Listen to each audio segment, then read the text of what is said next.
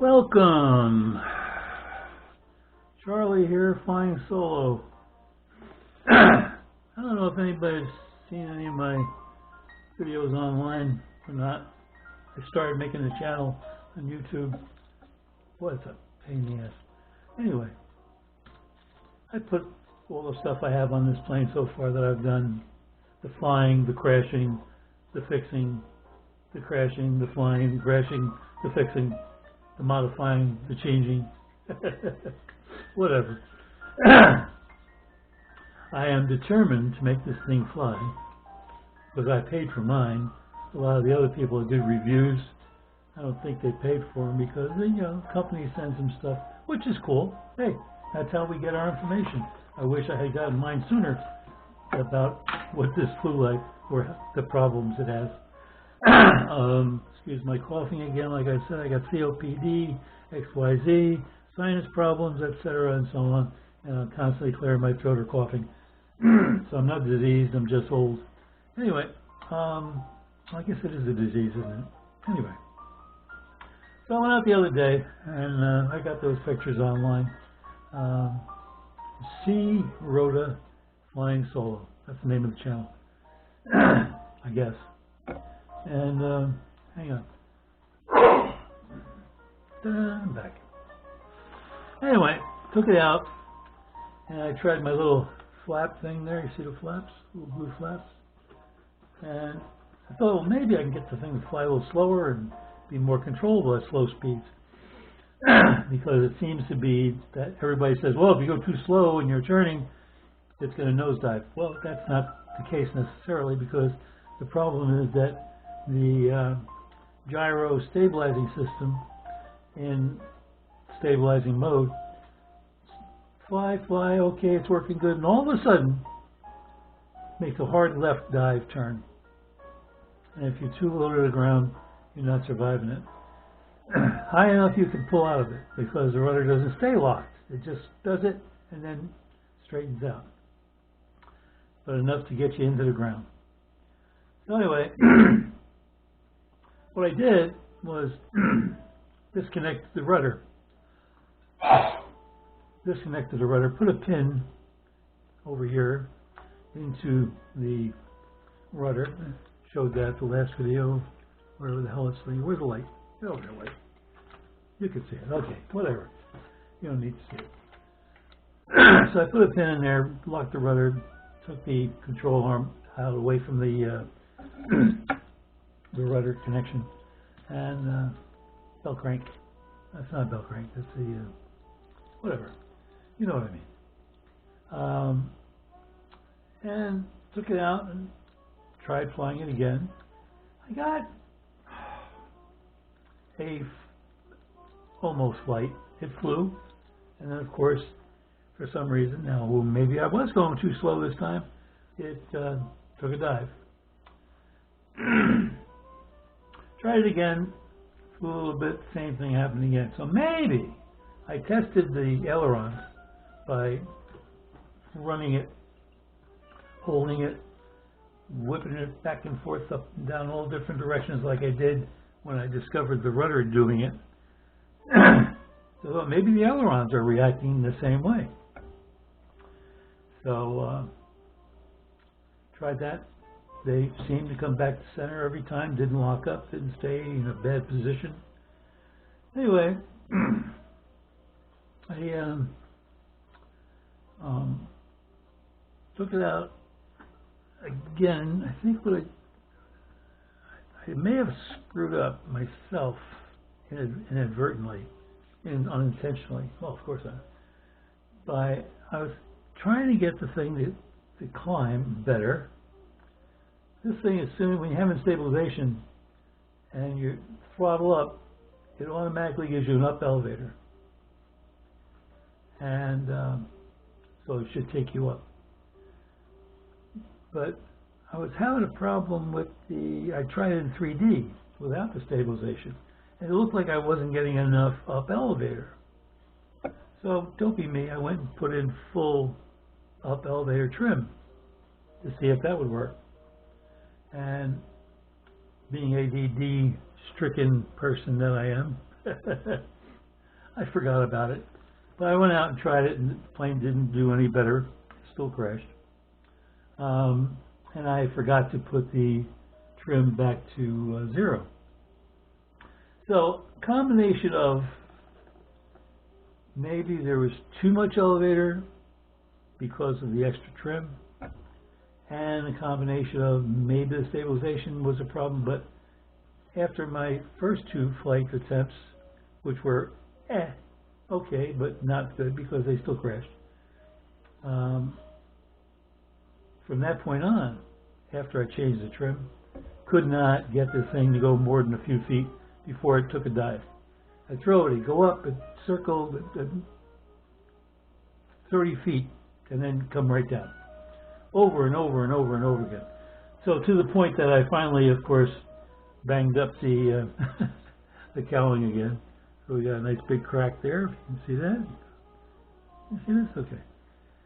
So that's got to be patched up a little bit with some hot glue, like I did the other 2 cracks. And it looked as if the motor mount was loose, wiggling. It looked like the motor is too straight. The motor is supposed to be canted to the right, and this one is just about, actually it's straight or slightly to the left, if you see that, which is a no-no because you need to go to the right. So between the motor and I thought it was the whole motor mount there, the whole fuselage, but that stayed glued from the repair I did last time, or the time before, whichever it was. So that's still solid, but the motor itself is wiggling in its mount. The mount itself is not wiggling. I glued that the other day because it was pulling from the foam, and take the motor out of the mount. Yes, no, come on, get out, get out, get out.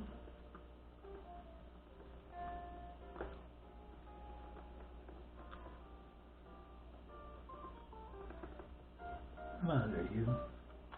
So you got this little Allen head mounting screw that goes through the shaft of the motor into the motor mount.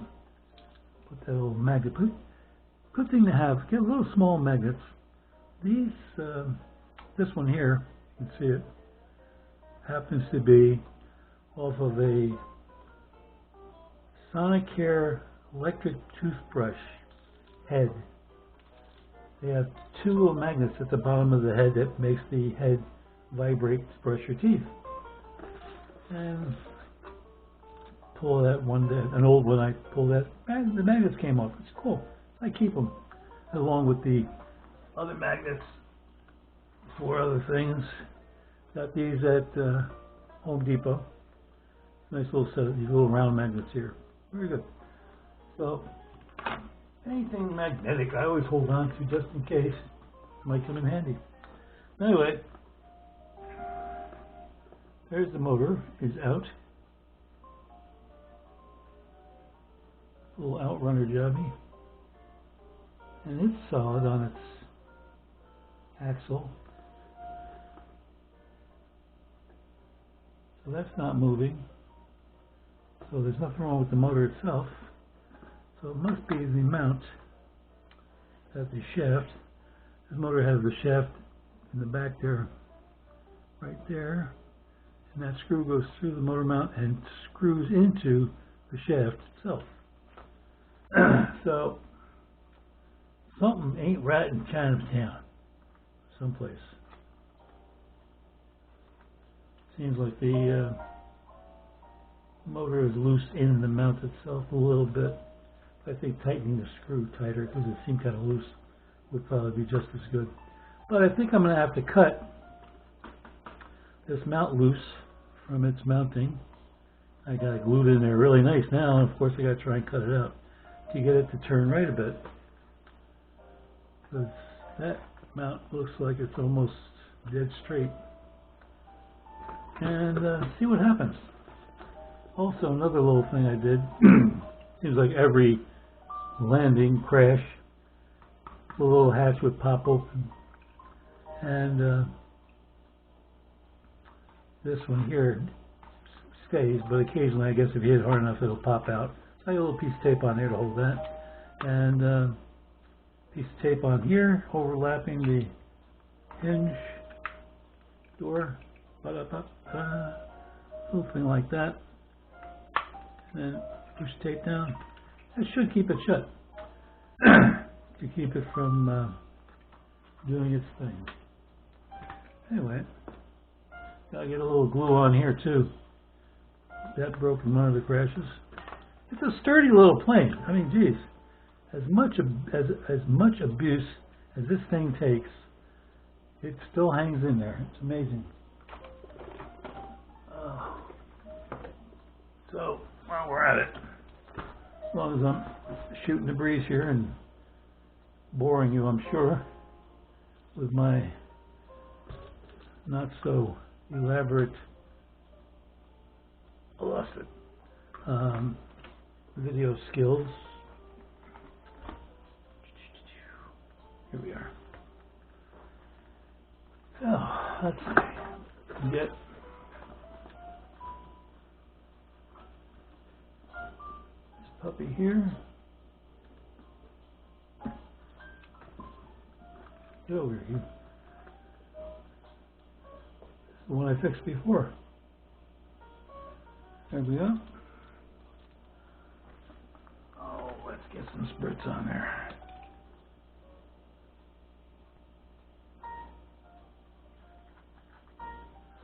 Okay, I should do that.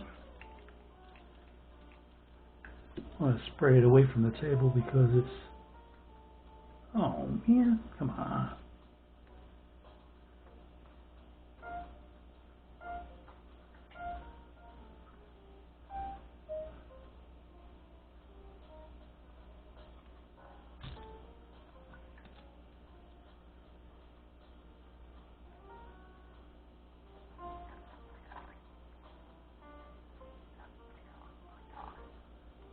There we go. Like I said, I want to spray away from the table area because it's an oily based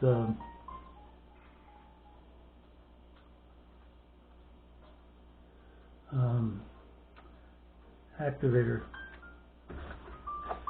This Instaset Bob Smith. It's an oily, slimy oil. No, oily, not slimy, oily. Anyway, excuse my pit. Find my little, there it is. Anyway, that took down. Whereas the old stuff from years ago, like I said, it's been 40 years since I've been in the business. Had a hobby shop years ago in Manawha, New Jersey. And flew back then, raced cars and all that other stuff. We had a CA back then, but the kicker, zip kicker was called, was a trichloroethylene.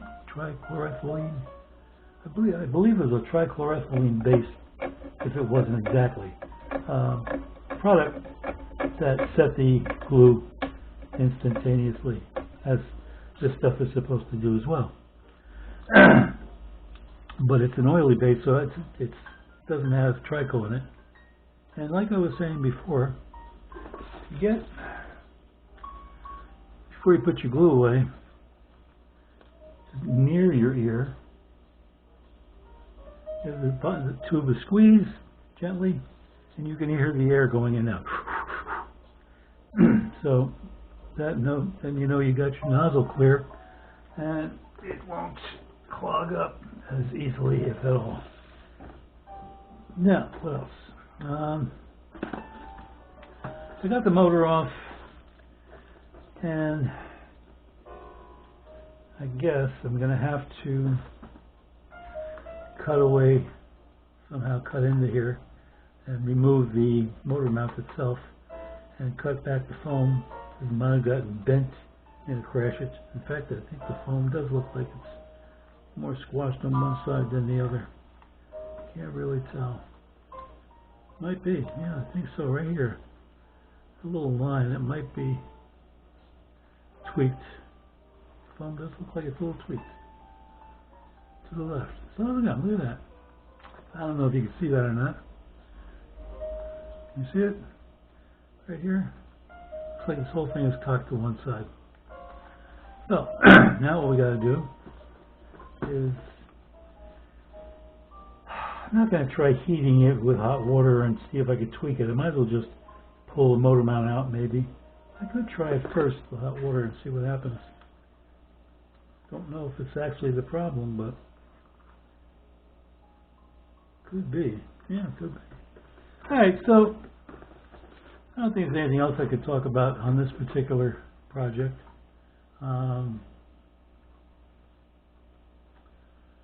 Servos are in there.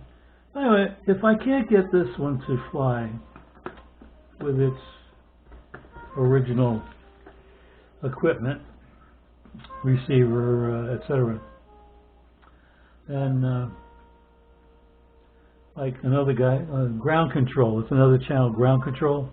He did a lot of work on this plane, and I mean, he tried different things. He put little tips on the front of his wings at the end to give him more lift or whatever. I'm trying flaps, and he finally gave up, and he put a different receiver, I believe, in there, and used, you know, a regular radio, not the standard come along with it radio. So he used a programmable radio, I guess. So anyway, he did the whole thing, and then after he did that, the plane flew fine. Flew fine.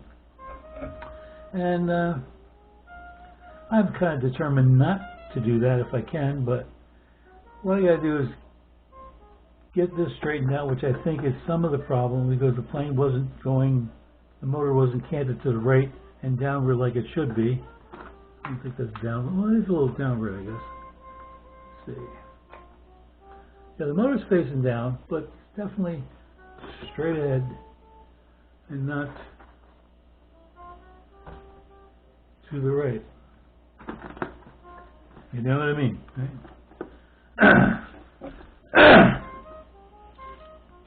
Anyway, probably nobody's buying this plane anymore anyway, and this video is not going to serve any purpose other than to me blabbering,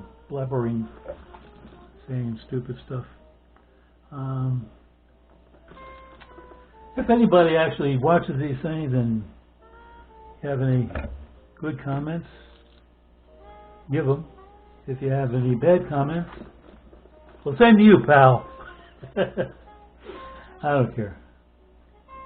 Get to the point now, you get to a point in your age where now you just don't give a, you know what? So, hot glue gun, we gotta get that fixed. And I don't think there's a, what else can I do? Well, sit here and watch me heat this up. No, I'm not gonna bother with that. Alright, so let's end this here. And say, oh, there was another question. If anybody knows, I'm going to try contacting, I forget his name, from ground control, who changed the whole radio system. The servos work. If you take out and change the receiver, how do you get these little teeny tiny connectors that are on these servos, which are not standard? You know, they're the little white small ones. How do you get, or do you have to cut these wires and put a regular plug on? I suppose, yeah, I suppose you could. Just, that's all it is the 3 wires. Take them off the ends of these servos, where they plug into the receiver, swap them over to the regular, you know, Futaba or JR types connectors, and put them in the new receiver. I've got a small receiver for my Skynetic Neptune jet wing. Great little looking plane. Flies like a son of a gun. Of course, I've got one for months now, and it's sitting there in pieces. Haven't put it together yet. One of these days. So I've got that small receiver in there, And maybe I'll take that and put it over here. It's not mounted yet, it's just sitting in there. Whatever. What the hell, might as well show you what's going on here if anybody cares. So there's the Skynex Neptune jet wing. Beautiful plane. Flies unbelievable, crazy, fast. And this is the Apprentice. Yet I landed in a tree on my first flight. And the wing, I put flaps on it. And seems like the people at Horizon Hobby insist that, oh no, you cannot use the receiver, not receiver, the control box for the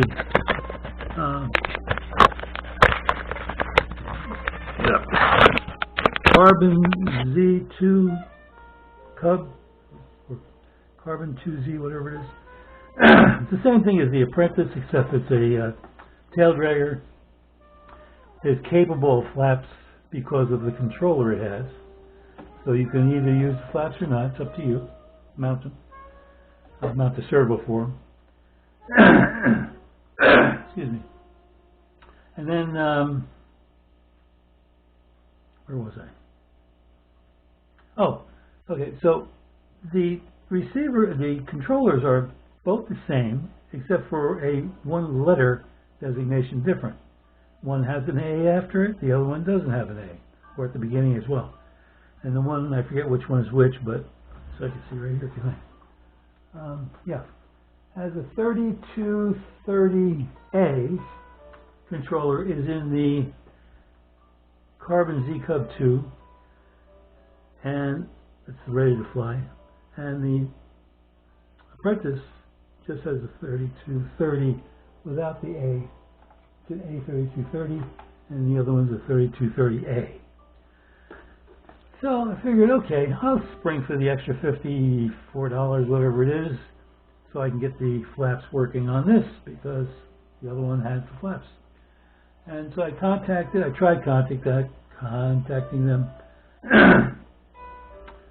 2 or 3 times, didn't get an answer.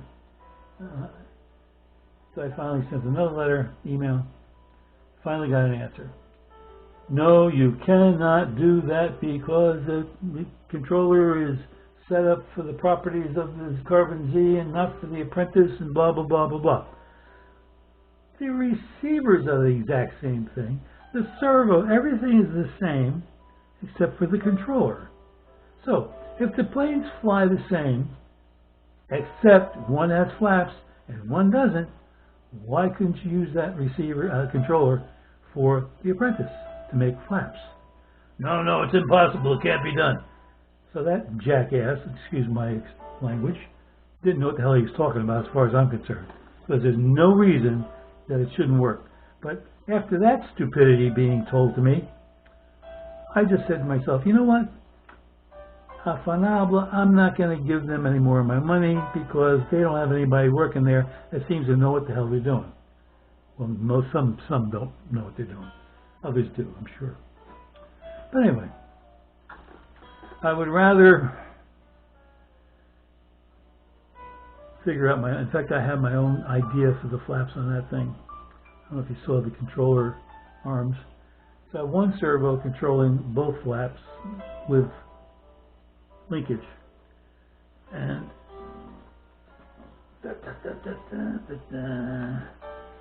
this is the one here. That is like that. This goes to the servo, which was mounted on the other wing. And before I actually try to set it up with a servo, a controller or receiver to make it work, I saw something on, might have been the Weeks channel, guy at the museum down in Florida. I think it was his show. He was demonstrating an old warbird. I forget which it was. the P-47? Might have been a P-47, I don't know. I forget. But an interesting thing about the plane, he's flying it, and said, you don't put the flaps down or up. They work automatically. I think up you do it manually. But when you want them to go down, you put the lever down, and the flaps will come down as the plane gets slower. The slower the plane goes, the more the flaps come down for landing. And I thought that's a pretty interesting situation there. I'm thinking about trying something like that on this, using a tensioning device that will keep the flaps down for takeoff, and as you go faster, the flaps will be pushed up, so they'd be up towards the wings more, or level. We'll see. I have to play around with it. I have to use the motor and everything and the prop on there to see how much air blows back on the flaps, and how much air, how much speed would be required to get those to stay up. Let's see. I mean, if something else, it just flies a lot slower, maybe. Who knows? Anyway, I'm going to break off here. I think I've said enough that's of no nonsense. And I don't know who's laughing at me about the flaps idea on the this or that. But we'll see. Any comments? Any ideas on the servo thing here? I'm sure it's all I have to do is change the connectors. But before I do that, I want to make sure I cannot do anything with this system at all. We'll see. All right, kids. And thanks a lot. This is Charlie, Solo Flyer, Flying Solo, whatever. Signing out. Have a good one.